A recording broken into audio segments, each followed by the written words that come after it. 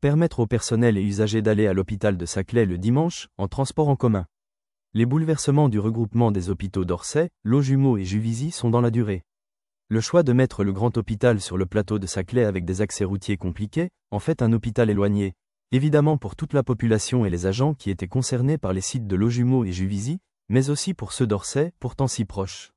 Manifestement tout n'a pas été pensé, sauf à faire de l'argent avec le parking payant et les contraventions pour ceux qui trouvent une solution alternative pour se garer. Il n'y a pas de petit profit. Les responsables politiques sauront nous parler d'écologie en nous invitant à limiter les trajets en voiture. C'est un véritable scandale, aucune solution de transport en commun n'est mise en place le dimanche. Le reste de la semaine, c'est un parcours du combattant. L'Union départementale FO de l'Essonne soutient pleinement son syndicat FO de l'hôpital de Paris-Saclay dans sa demande de renforcer les transports en commun les dimanches pour une ville ouvrière de plus de 25 000 habitants, les Ulysses. Ville limitée par des transports par bus. Pas de ligne RER, pas de tram.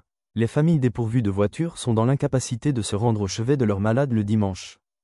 FO n'ignore pas l'implication de la mairie des Ulysses sur des demandes auprès d'IDFM. Comme la mairie l'exprimait, nous savons que cette ligne est de plus en plus fréquentée et qu'il faudra obtenir une augmentation des fréquences et de l'amplitude si nous voulons qu'elle reste une alternative réelle à la voiture. Des réponses sont attendues de la part de la région.